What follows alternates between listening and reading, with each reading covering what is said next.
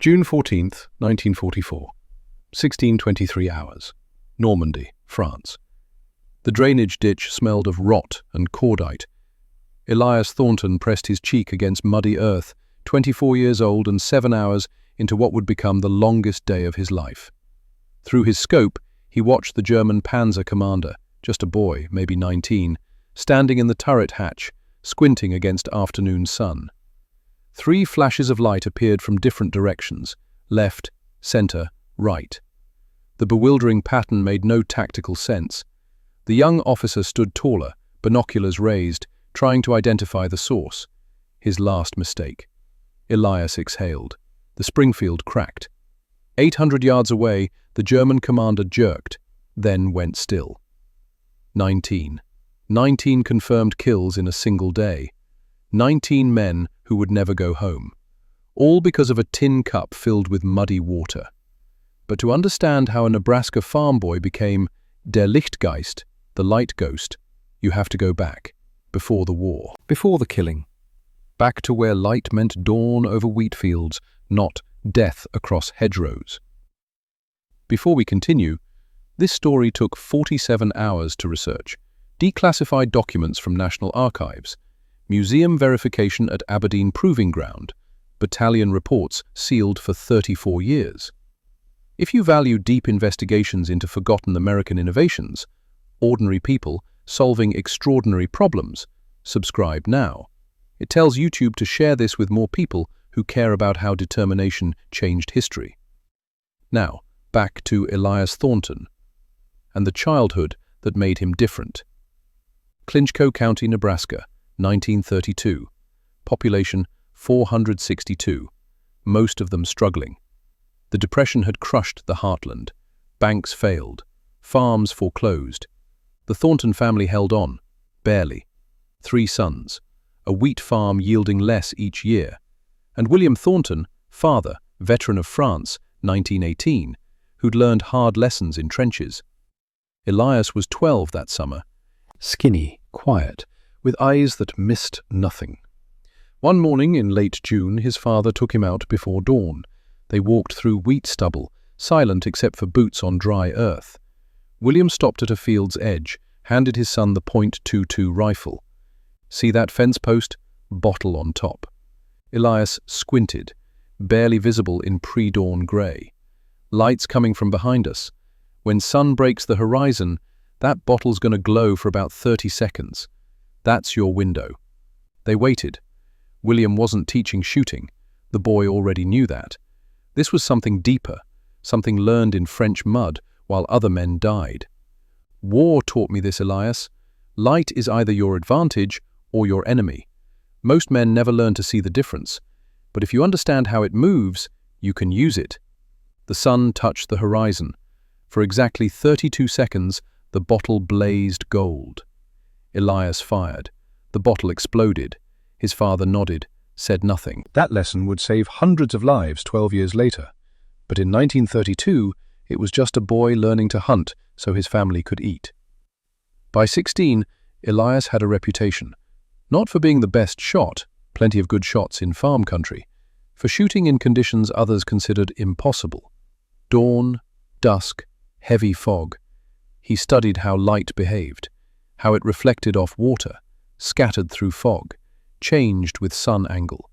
He'd practice with different surfaces, polished metal, water in cups, mud puddles, watching how each caught and threw light differently. His brothers thought he was wasting time.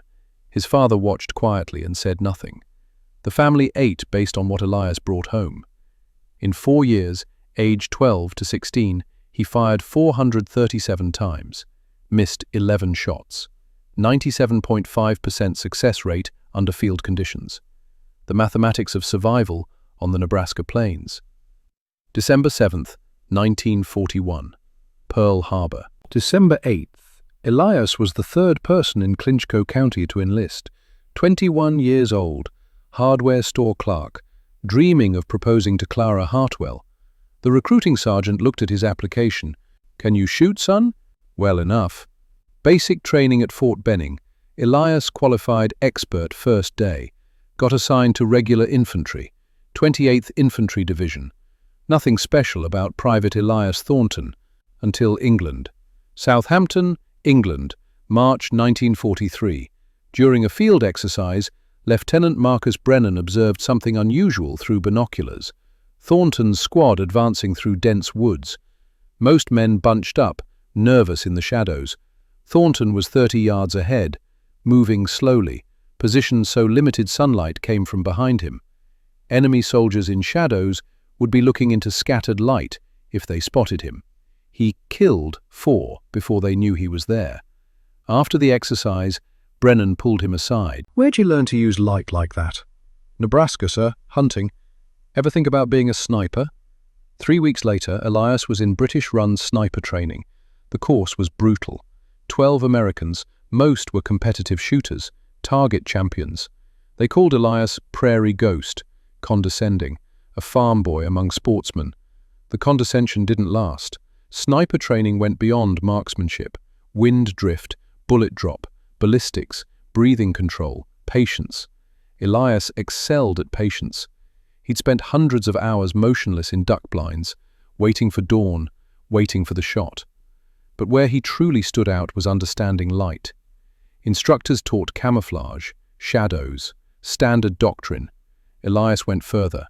He got up an hour before other trainees, experimented in pre-dawn darkness, filled canteens with different liquids, water, muddy water, various clay mixtures, watched how each reflected early light differently, polished his helmet, tested angles, Broke mirror pieces from latrines, studied how they threw light. British instructors noticed. "Stop wasting time, Thornton. That's trick shooting, not proper sniping." So during official hours, he focused on fundamentals. But before dawn, he continued his experiments. Quietly, methodically, recording results in a small notebook. By January 1944, he'd filled 7 canteens with different mud mixtures, tested them in fog, rain, snow, clear conditions. He'd worked out that specific clay-mud consistency created ideal diffuse reflection, bright enough to catch attention, dispersed enough that the source was nearly impossible to locate. He never told anyone. Officers had made clear they weren't interested in trick shooting. But he kept those 7 canteens, and the tin cup he'd been using for tests. Packed them when the 28th Infantry Division prepared for France. Just in case. June 10, 1944. Omaha Beach. Elias waded ashore 4 days after D-Day. The initial slaughter was over. Bodies cleared. The beach was logistics now, not battlefield. But inland was different. Inland was hell. Bocage country, ancient hedgerows, massive earthen walls, topped with centuries-old trees, divided the landscape into thousands of small fields. Each field became its own battlefield. Elias was paired with Garrett Walsh, 26, Pennsylvania machinist, skeptical of anything not in the manual. They didn't click at first, but they were professionals. Grudging respect developed. The first week was frustrating. Hedgerows created sight lines under 100 yards. Sniper rifles were designed for long range, but you couldn't use long range when you couldn't see past a football field. German defenders adapted quickly. Machine guns behind earthen walls, mortars in tree lines. Worst of all, Panzer tanks hull down, only turrets visible, devastating American Shermans. Elias watched it happen repeatedly. A Sherman would advance. German Panzers, hidden behind hedgerows, would wait, then fire. The Sherman would burn. Crew members who escaped were cut down. 5 men per tank, 7 Shermans destroyed along one 3-mile road between June 11th and 13th. 35 men, most burned alive. And snipers could do nothing. Doctrine was clear. Engage infantry targets only. Armor was for tank destroyers and bazookas. The doctrine made sense in normal terrain, but this wasn't normal terrain. Elias watched the pattern repeat. His frustration mounted. June 13th, 1944, evening briefing. Captain Marcus Brennan, the lieutenant who'd recommended Elias for sniper training, now promoted, gathered all sniper teams in a ruined farmhouse. He looked exhausted. They all did. Baker Company attacks at dawn. 3 Shermans in support. Intelligence reports at least 1 Panzer in the sector, possibly more. He paused. All sniper teams, infantry support only. Eliminate observers, machine gunners. Officers, if you can identify them. Another pause, harder now. You will not engage armored vehicles. That is not your mission. Tank destroyers are committed elsewhere. Bazookas will handle armor. Snipers focus exclusively on infantry. Is that understood? Murmurs of acknowledgement. I need to hear it. Yes, sir. Elias said nothing, just studied the map. Garrett glanced at him, knew that look. Walking back, Garrett finally spoke. You going to follow those orders tomorrow? Silence. Distant artillery rumbled. I don't know, Elias finally said. Captain was pretty damn clear. So is watching 35 men burn while I sit on my hands. They walked in silence. Back at their position, Elias unpacked his kit, rifle, ammunition, canteen. Then, from the bottom of his pack, the 7 canteens with different mud mixtures, and the tin cup. Garrett watched. What's all that? Insurance. Against what? Against doctrine getting good men killed. Elias selected 1 canteen, poured muddy water into the tin cup, held it to moonlight, watched how light caught the surface. Eli, what are you planning? Probably nothing. Hopefully nothing. That's not an answer. I'm planning to follow orders, unless following those orders means watching Baker Company get slaughtered. With muddy water? Maybe. Garrett shook his head. You're going to get us both court-martialed. Better than the alternative. Neither slept much. At 04:45 hours, June 14th, they moved into position. 04:45 hours. The farmhouse attic. Partially collapsed roof but intact enough for cover. Good sight lines over 3 fields and the critical crossroads. Elias set up methodically. Rifle supported, ammunition arranged, radio checked, and beside him, carefully positioned, the tin cup filled with muddy water. Garrett looked at it, shook his head, said nothing. Sun would rise in 45 minutes. 0600 hours. Dawn. Baker Company began their advance. Infantry along the sunken road. 3 Shermans spaced among them. But Elias could see what they couldn't. Morning mist hung heavy in low ground, perfect cover for hull-down armor. He scanned the hedgerows ahead. 0628 hours. Movement. 800 yards northeast. Vegetation moving wrong. Through his scope, a flash of field grey. German Panzer commander's cap. Just the top of a head. Binoculars raised. The Panzer was perfectly positioned. Hull hidden. Only turret exposed. Elias keyed the radio. Sniper 2 to Baker 6. Possible armor threat, grid Delta 47. Commander visible. Vehicle hull down. Over. Response came quickly. Hold position. Will relay to armor. Maintain focus on infantry. Out. Minutes passed. The Shermans continued advancing. No course change. 0638 hours. Elias spotted a 2nd Panzer commander. 30 yards left of the 1st. His stomach tightened. 2 Panzers, he told Garrett. Garrett radioed again. More urgent. Same response. Information relayed. Continue observation. But the Shermans weren't stopping. 0642 hours. 3rd Panzer commander appeared. Jesus Christ, Garrett whispered. 3 of them. 3 Panzers. Overlapping fields of fire. Perfect ambush formation. 15 men in those Shermans, plus infantry caught in crossfire. Garrett reported again. Voice tight. 3 confirmed Panzers. Lead Sherman approaching kill zone. Information relayed. Continue mission. Out. Nothing changed below. The Shermans rolled forward. 300 yards from the intersection. 250. The German commanders were coordinating. Standing higher. Hand signals. Elias watched. Felt the weight of Brennan's orders. Do not engage armored vehicles. Court-martial for violation. 200 yards. 35 men had already died along this road. Now 15 more were rolling toward death. Unless... Elias looked at the tin cup. Muddy water catching morning sunlight through the broken window. 2 years of testing. Hundreds of hours. 7 canteens. Careful observation. Officers called it trick shooting, but those officers weren't here. Range to first commander, 820 yards. Eli, what are you? Wind negligible. Sun angle perfect.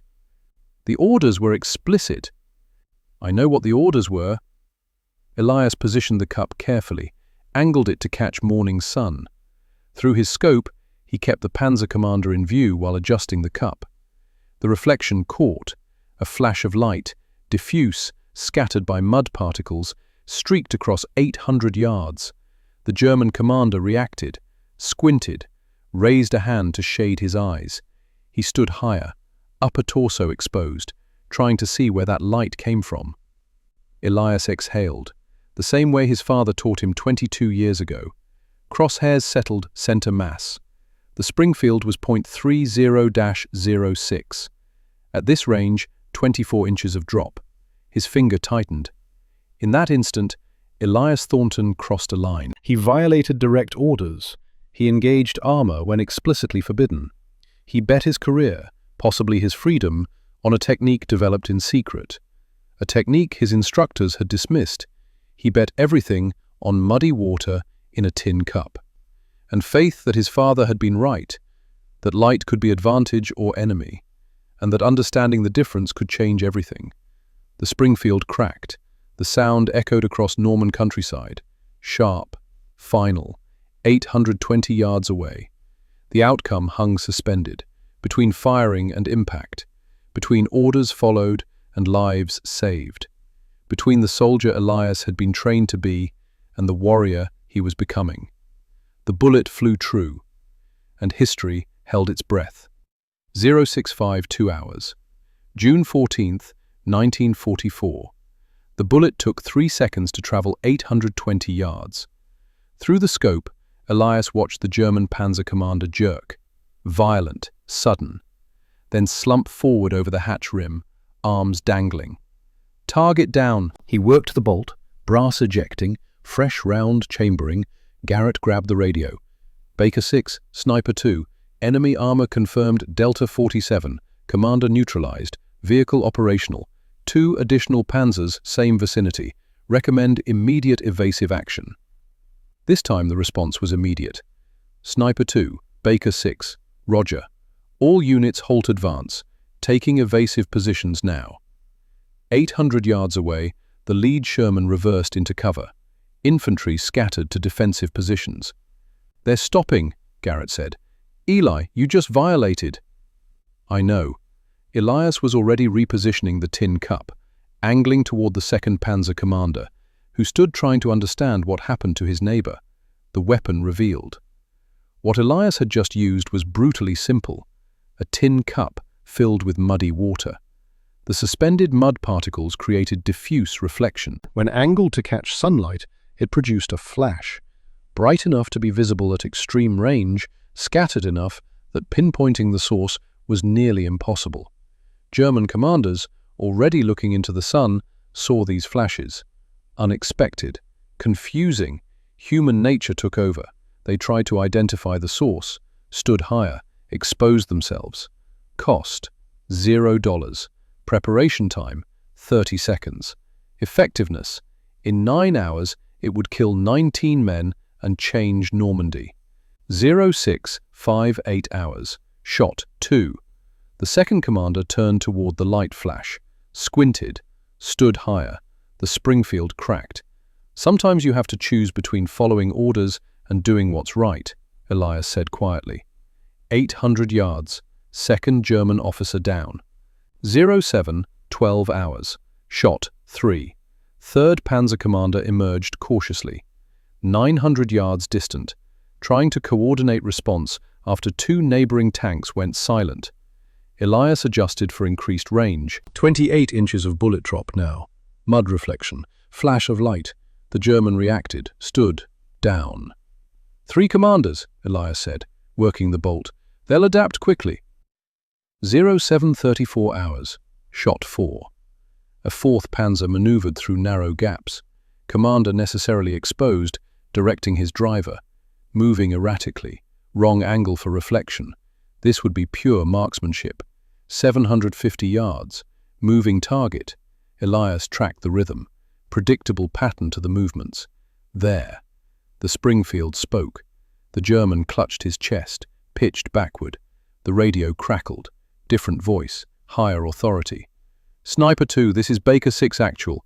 Continue engagement if possible. Tank destroyer support delayed minimum 30 minutes.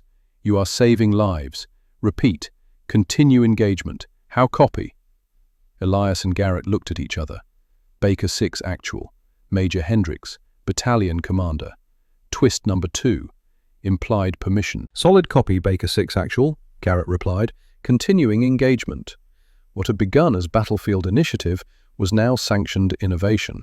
The army was learning in real time that rules needed bending. 0800 through 1200 hours. The hunt. The Germans weren't blind. Radio intercepts told the story. Growing confusion. Tank commanders dying at unprecedented rates. But they couldn't identify the threat. Standard counter-sniper doctrine wasn't working, because Elias wasn't following standard patterns. He moved constantly, never more than 3 shots per position. The reflection techniques made source location impossible. The Germans were hunting a ghost. Over 4 hours, systematic destruction. Shots 5 through 8. Action sequence. 0823 hours. Panzer providing covering fire. Commander exposed 12 seconds. Reflection. Down. 0847 hours. Panzer reversing. Elias used Garrett's polished compass instead of the cup. Different reflection pattern. German confused. Down. 9:15 hours. 1,000 yards. Extreme range. Commander thought he was safe. He wasn't. Down. 9:54 hours. Forward observers were now calling in tank locations to Sniper 2, the local battle transforming. German armor could no longer operate freely. Shots 9 through 10. Horror sequence. By 1,000 hours, heavy fog rolled in. Visibility dropped below 200 yards. But Elias's elevated position gave advantage. German panzers in low ground were still visible at 500 yards through mist. 1,034 hours. Elias created reflection through fog. Light scattered ethereally. The German commander saw a glowing apparition. Stood, trying to understand. Fell silently. His crew never heard the shot. Never saw the shooter. Just watched their commander collapse. German radio intercept. 10:47 hours. Unknown American weapon engaging armor. Commanders dying from something we cannot identify.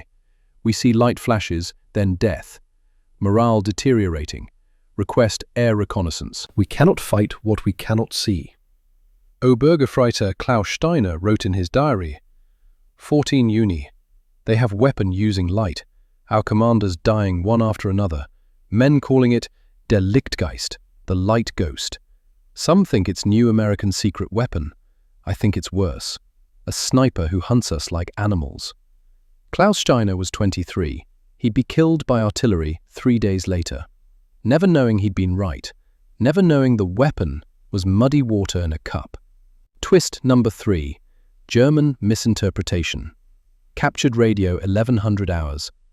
Unknown American superweapon targeting commanders exclusively. Cannot be conventional sniper. Request immediate identification of weapon system. They thought it was directed energy, advanced technology. One battalion commander reportedly ordered, paint helmet visors with mud to protect from American light weapon. Defending against mud with mud. The irony was beautiful. 1,143 hours. Shot 12. The heist. Elias spotted German counter-sniper team. 720 yards. 2 professionals. Zeiss scopes. Eastern Front veterans probably. They understood the game.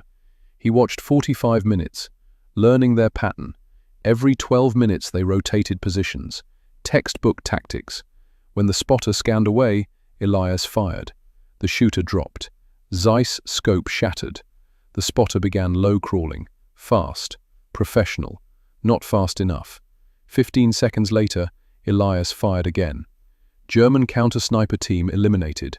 Never got a single shot off. Those men were good, Eli, Garrett said. I know. You just beat them.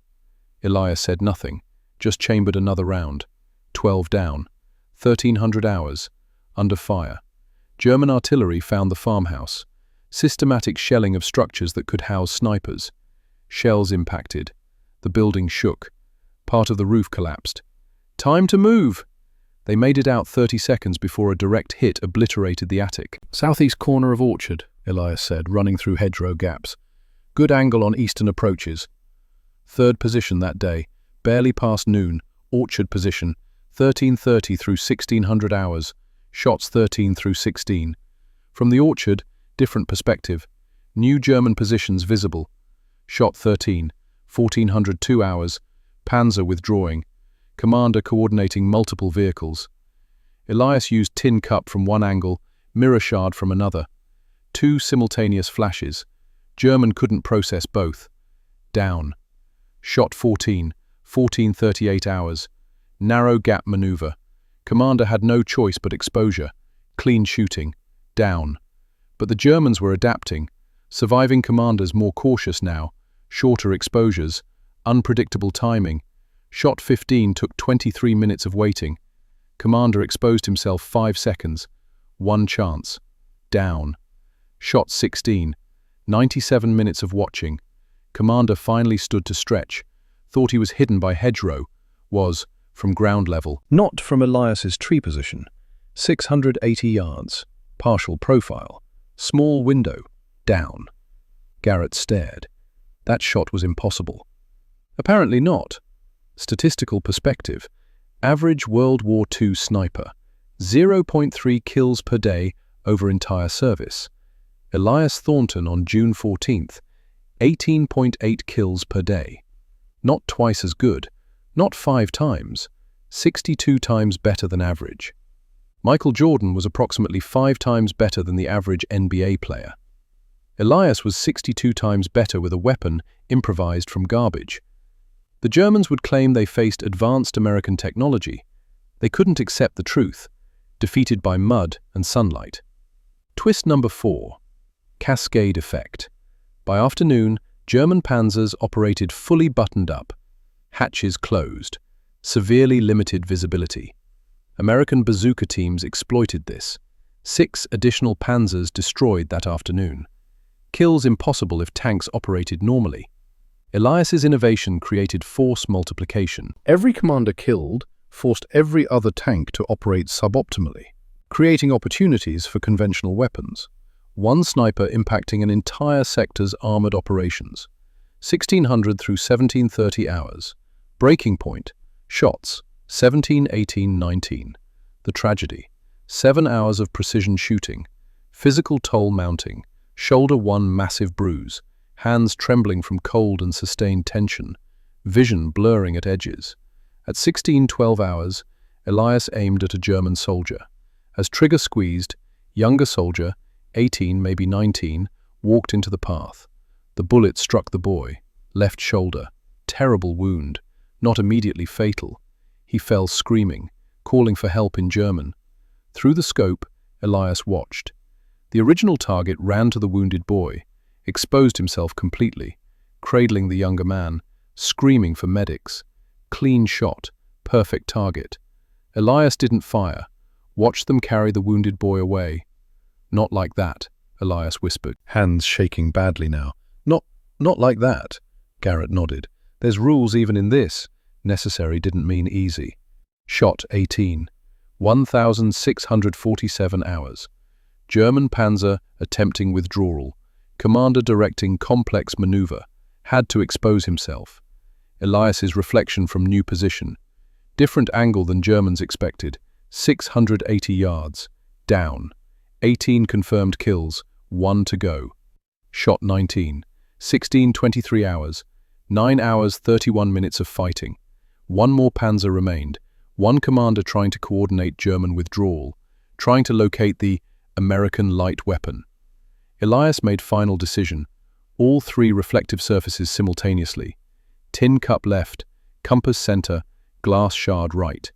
3 different flashes, creating impossible pattern that couldn't come from single source.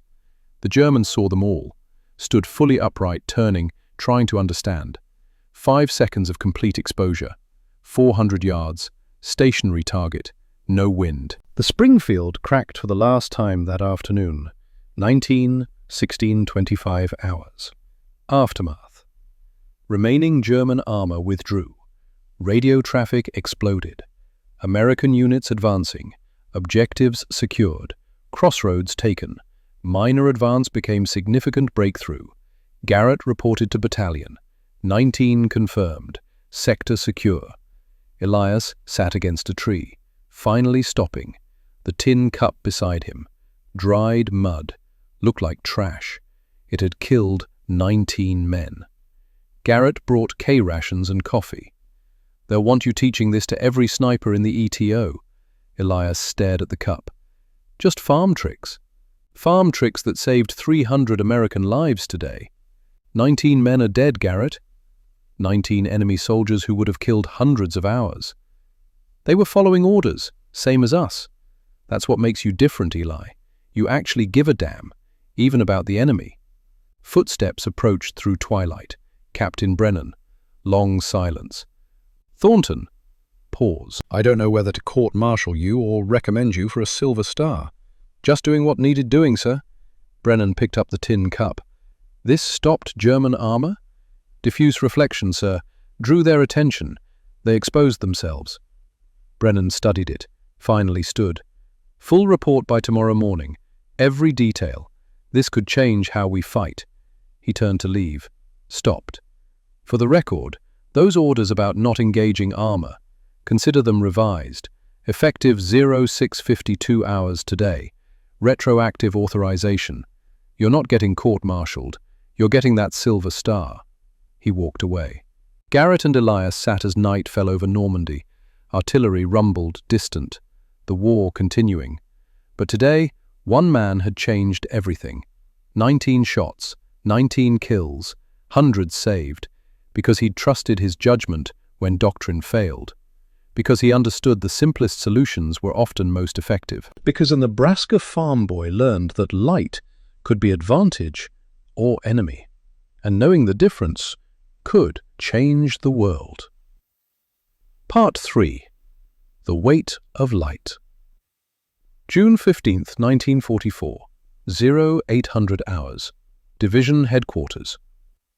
Elias Thornton stood in a room that smelled of cigarette smoke and mildew. Maps covered every wall. Officers crowded around a makeshift table. He'd expected a court-martial. What he got was something far stranger. Major General Harrison Ford, division commander, stood at the head of the table. Behind him, battalion intelligence officers, engineers, even a British liaison officer with a major's insignia. On the table between them, the tin cup, still crusted with dried mud. "Sergeant Thornton," the general said, not angry, curious.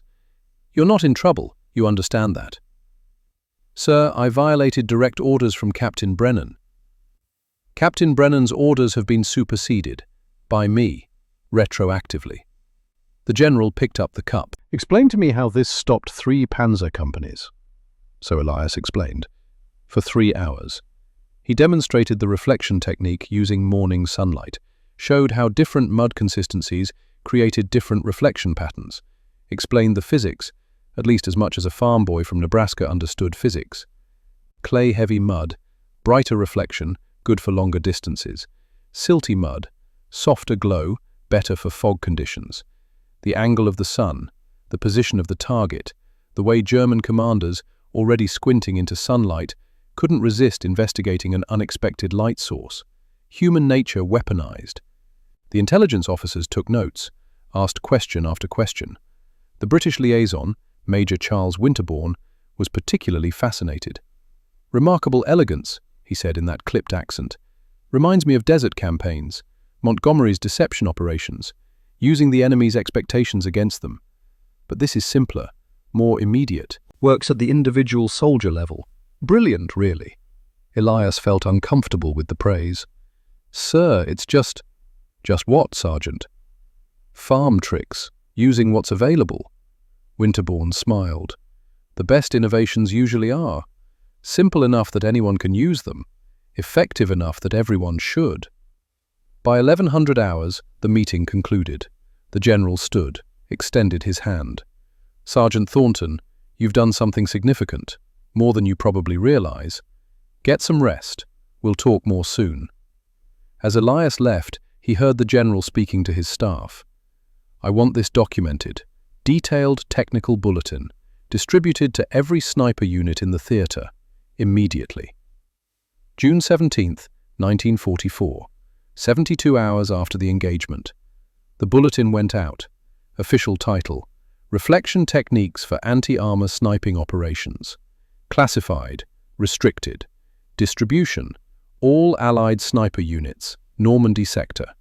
The troops had a simpler name: the Thornton Method, or just Mudlight. Within 48 hours, improvised reflective devices began appearing throughout the front lines. Polished ration can lids, salvaged mirrors, purpose-built signaling equipment. Every sniper wanted to try it. Most failed initially. The technique was simple in concept, brutally difficult in execution, required understanding of light angles, target psychology, and perfect timing. But some succeeded. British sniper units in the eastern sector developed a variation using multiple reflectors coordinated by a single spotter, created confusing patterns that could disorient entire tank crews long enough for anti-tank teams to maneuver. Canadian snipers integrated the technique with aggressive infiltration tactics, using reflections to momentarily blind German tank optics during close-in bazooka attacks. Applications spread beyond anti-armor work. Same principles used to distract machine gun crews, artillery observers, infantry officers. One simple idea multiplying across an entire theater of war. Meanwhile, the German response. Intercepted radio traffic told the story. June 15th. American forces demonstrate new optical weapon system. Characteristics unknown. Recommend immediate investigation. June 17th. Losses among tank commanders approaching 20% in 48 hours. Suspect directed energy weapon. Request countermeasures. June 19th. All Panzer units. Commanders will operate exclusively through periscopes until further notice. Open hatch operations suspended. One battalion commander, never identified, reportedly ordered his entire unit to paint their helmet visors with mud to protect against the American light weapon. The irony was beautiful, trying to defend against mud with mud. It took German intelligence nearly 2 weeks to correctly identify what was happening. By then, dozens more tank commanders had been killed. Panzer tactical doctrine throughout Normandy had been fundamentally altered, all because they couldn't accept a simple truth. They were being defeated by innovation, not technology, by a farm boy with muddy water in a cup. But let's talk about what this cost. Not the strategic cost, the personal cost. Because while military historians would celebrate the Thornton method as brilliant innovation, Elias Thornton was living with something else. 19 faces. He saw them when he closed his eyes at night. Young faces mostly. German boys far from home, following orders, fighting for a cause most probably didn't fully understand. Elias knew the mathematics. His 19 kills had saved hundreds of American lives. Maybe thousands when you factored in subsequent adoption of his technique. The moral equation was clear, necessary. But necessary didn't mean easy. Garrett noticed it first. 3 days after the engagement, watching Elias clean his rifle with hands that wouldn't quite stop trembling. "You okay, Eli?" "Fine." That's not what I asked. Elias was quiet for a long moment. "I keep thinking about the young one. The one I shot by mistake. The kid who walked into the path. That wasn't your fault. Doesn't matter whose fault it was. He's still bleeding because of my bullet. He's enemy, Eli. They're all enemy. They're all somebody's son." Garrett had no response to that. July 1944. Elias returns to frontline duty. Garrett had been wounded on June 22nd. Mortar fire during a separate operation. Shrapnel to the leg. Not fatal, but enough to get him evacuated to England for recovery. Captain Brennan had been promoted to major in late June. The 28th Infantry Division was grinding forward through France, casualties mounting daily. Good officers were getting field promotions to fill gaps left by the dead. Brennan's tactical flexibility, his willingness to revise doctrine when battlefield reality demanded it, had been noticed by higher command. The man who'd almost court-martialed Elias was now using Elias's innovation as an example of why rigid adherence to procedure could be fatal. Elias got a new spotter, Private James Morrison, good kid, competent, but not Garrett. The war continued its brutal mathematics. Elias continued refining his techniques. The reflection method worked in some situations, not all. He adapted, learned when to use it and when to rely on conventional sniping. His confirmed kill count climbed, 30, 40, 50. By September 1944, when Allied forces reached the German border, Elias had 63 confirmed kills, 27 of them tank commanders or armored vehicle operators, numbers that would have seemed impossible 6 months earlier, but each number had a face. Each kill was a human being who'd woken up that morning not knowing it was their last day alive. Elias carried them all. October 1944, Saint-Vith, Belgium. The awards came through. Bronze Star with V device for June 14th, downgraded because he'd technically violated orders, even though those orders were retroactively superseded. Citation: for exceptional initiative in developing field, expedient methods to counter enemy armor threats under combat conditions. Translation: we're glad you did it, but we can't officially endorse violating orders. The Silver Star came for actions near Saint-Vith in October. Different battle, same technique. German self-propelled guns threatening an American position. Elias used his reflection method to systematically eliminate the gun commanders, saved an entire company. This time the citation was explicit. Sergeant Thornton's innovative methods have become standard doctrine throughout Allied forces, saving countless lives. When they pinned the medal on his chest, Elias felt nothing but weight. Elias survived the Battle of the Bulge that winter, fought through the final push into Germany, was there when the war ended in May 1945, VE Day, victory in Europe. He felt relief, not joy, just relief that the killing had stopped. 63 confirmed kills, 27 tank commanders, hundreds, maybe thousands of lives saved through his innovations. And all he wanted was to go home and never think about it again. June 1945, Nebraska. The train pulled into Clinchco County on a Thursday afternoon. Elias stepped onto the platform wearing his uniform, Silver Star and Bronze Star ribbons on his chest. Clara Hartwell was waiting, the school teacher's daughter who'd written him letters every week for 3 years, who'd promised to wait, who'd kept that promise. They were married 3 weeks later. Small ceremony, family and close friends, no fuss. Elias used his GI Bill benefits to buy a small farm, 80 acres. Not much, but it was his. He worked it the way his father had taught him, dawn to dusk, quiet, methodical. Most of the time, he didn't talk about the war. Clara learned not to ask. Learned to recognize the nights when he'd wake up gasping, sweating, eyes wide in the darkness. Learned that on those nights, the best thing she could do was hold him and say nothing. The nightmares would continue for 26 years. 1952, 7 years after the war. The letter arrived in January. Official U.S. Army letterhead. Army Training Command was developing new sniper manuals for use in Korea. Would Sergeant Thornton, retired, be willing to consult? Travel to Washington? Clara watched him read the letter. You don't have to go. I know. But you're thinking about it? Elias was quiet for a long time. Finally, no, I'm not going. He wrote a polite response, declined the travel, but spent 3 days writing out detailed accounts of his techniques, emphasized improvisation, environmental awareness, flexibility over doctrine. Ended with, the ability to adapt is worth more than the best equipment. Teach soldiers to think, not just to follow procedures. Mailed it. Never heard back officially. But elements of his recommendations would appear in Army training manuals for the next 4 decades. 1958, 13 years after the war.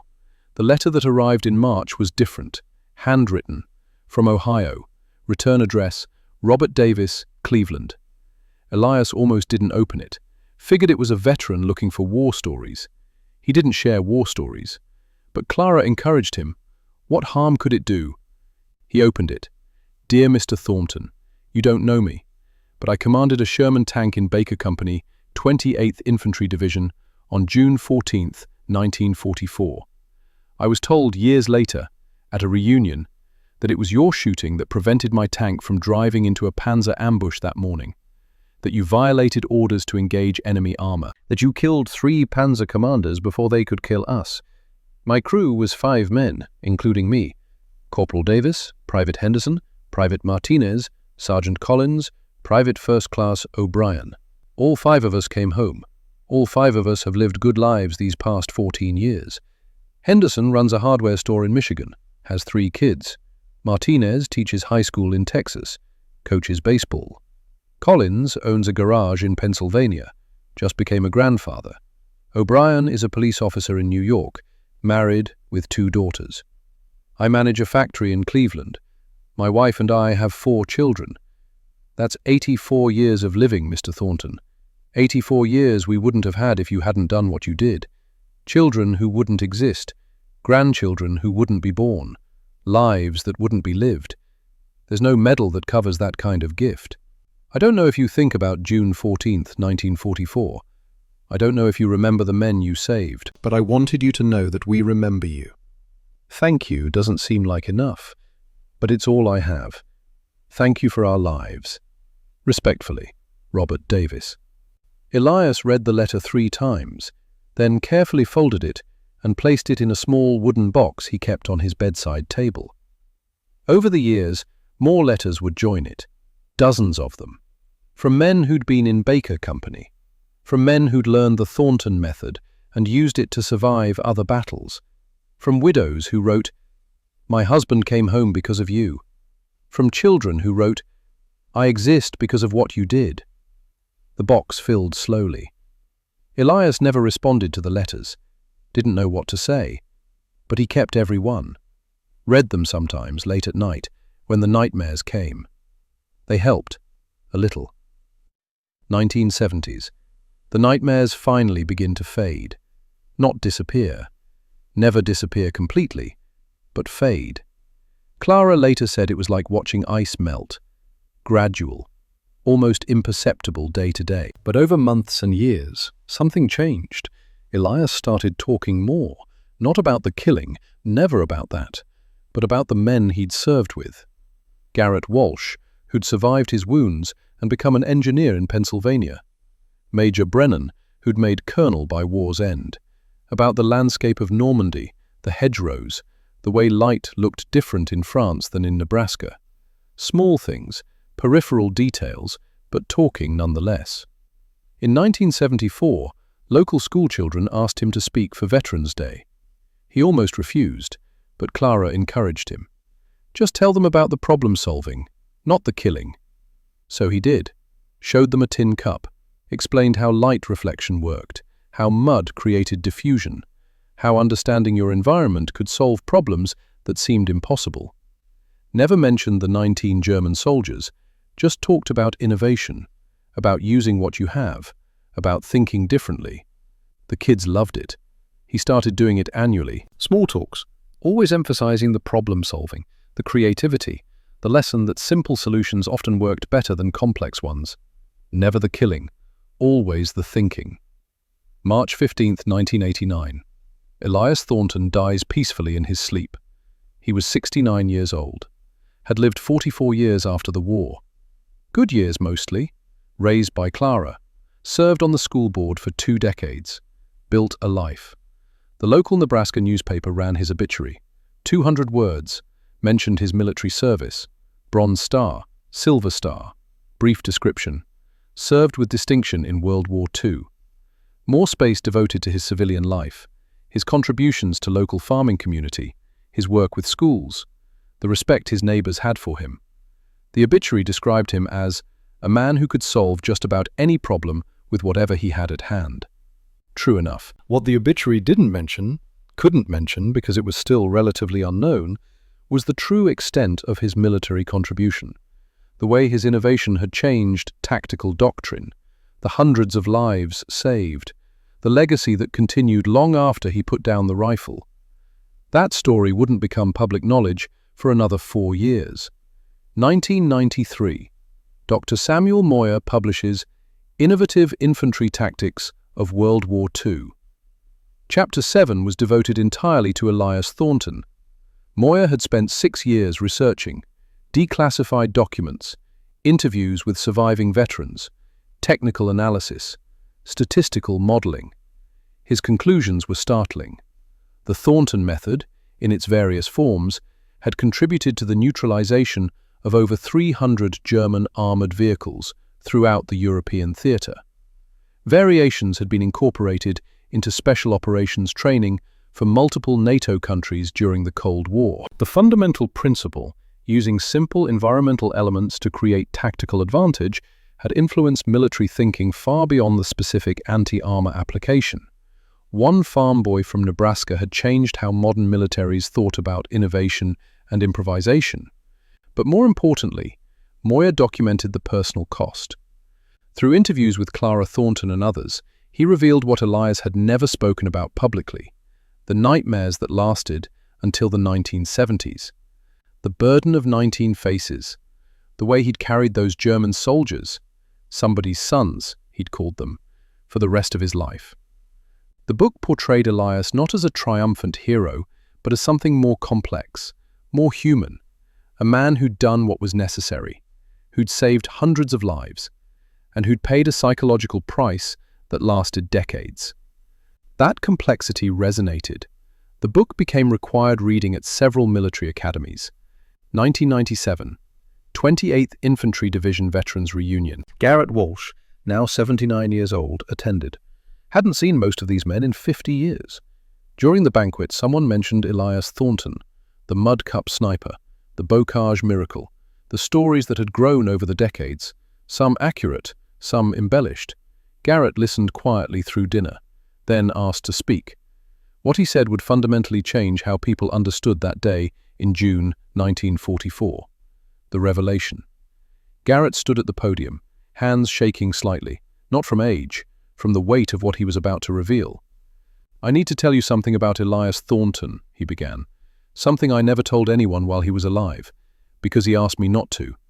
The room went quiet. Everyone thinks the Mud Cup was battlefield improvisation, spur-of-the-moment genius when we needed it most, and in a way it was, but not the way you think. He paused. Elias had been experimenting with reflection techniques since our training in England, 1943, long before Normandy, long before June 14th. Murmurs around the room. He'd get up an hour before the rest of us, every morning, in the pre-dawn darkness, testing different mud mixtures, different water ratios, different reflection angles. The officers told him to stop, called it trick shooting, told him it wasn't proper sniping. But Elias kept doing it anyway, quietly, before anyone else was awake. He filled 7 canteens with different mud consistencies, tested them in fog, in rain, in snow, in clear conditions, recorded which worked best in his notebook, refined the technique over months. By the time we landed in Normandy, he knew exactly which mud mixture created the ideal diffuse reflection, bright enough to catch attention from 800 yards, dispersed enough to hide its source. That tin cup wasn't grabbed at random on June 14th.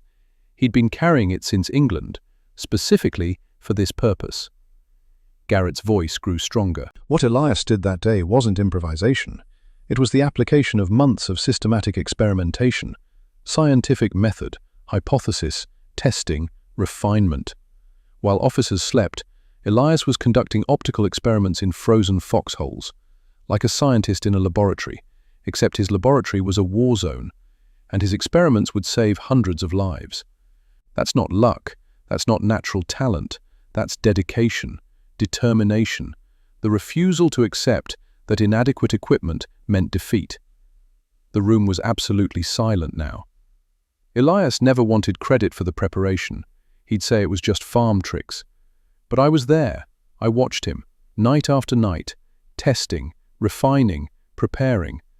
And when the moment came, when doctrine failed and lives hung in the balance, he had a solution ready. Not because he was lucky, because he prepared for a situation he knew would eventually come. Garrett's voice softened.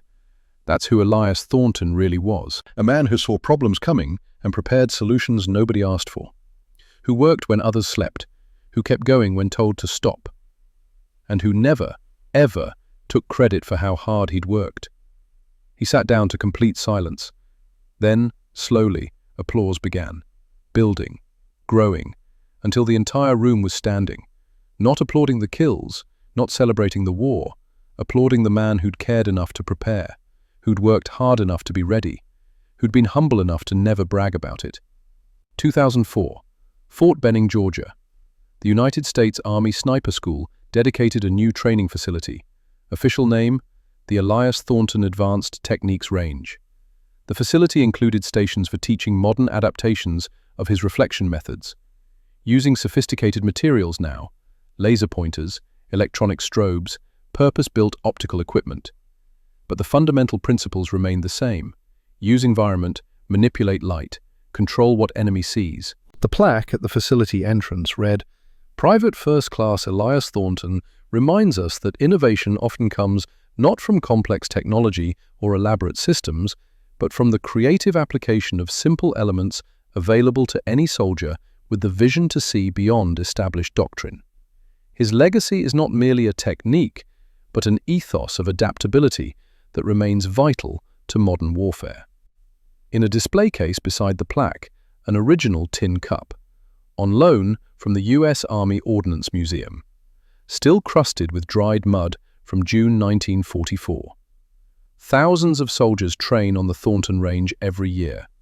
Most don't know the full story, don't know about the nightmares, the burden, the decades of carrying 19 faces.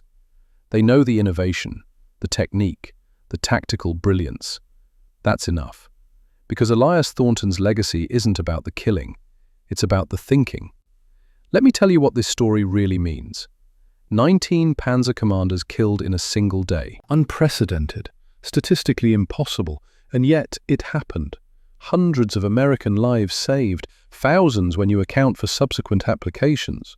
German armored doctrine fundamentally altered across an entire theater of war, all from muddy water in a tin cup. But here's what matters more. Elias Thornton was just a farm boy from Nebraska. No special training before the war, no advanced education, no privileged background. What he had was observation, patience, willingness to experiment when told not to, determination to find solutions when others accepted problems, and the moral courage to break rules when lives demanded it. That's not superhuman, that's human at its best. The ability to look at impossible situations and say, "I'll figure it out."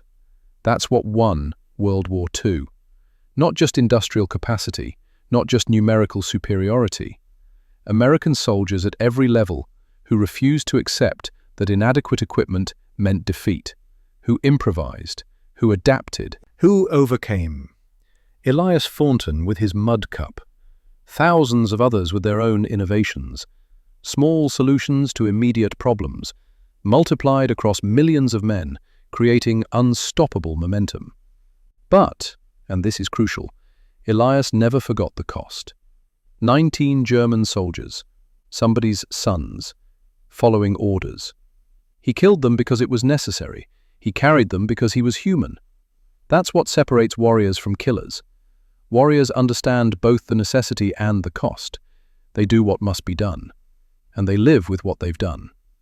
Elias Thornton was a warrior, and America is grateful. Now, if this story moved you, I need you to do something. Hit that like button right now. Every like tells YouTube to share this with more people who need to understand that innovation comes from necessity. That determination beats preparation when you're creative enough to turn obstacles into advantages. Subscribe to this channel. Turn on notifications. We bring you stories like this every week. Forgotten innovations. Ordinary Americans solving extraordinary problems. The human side of history that textbooks ignore. Drop a comment. Tell us where you're watching from. Did anyone in your family serve in World War II? Do you know stories of battlefield innovation that were never written down? Stories that deserve to be preserved. Share them below. These stories matter. The men who lived them deserve to be honored. You're part of making that happen. To Staff Sergeant Elias Thornton, and every soldier who proved that American ingenuity knows no limits when lives are on the line. We remember. We honor your service. We tell your stories. Because some histories are too important to remain forgotten. Thank you for watching. Elias Thornton never wanted to be remembered as a killer. He wanted to be remembered, if at all, as a farmer, a neighbor, a man who helped local kids with their homework, who fixed broken equipment for free, who showed up when people needed help. But history remembers him differently now, as the man who proved that necessity breeds innovation, that simple solutions often work better than complex ones, that one person, in the right moment, with the right idea, can change everything. He carried 19 faces for 44 years, saw them in nightmares, carried their weight every day. But he saved hundreds of American lives and taught thousands of soldiers that the impossible is often just the improbable, waiting for someone brave enough to try. That's the real legacy of the Mud Cup sniper. Not the kills, not even the technique.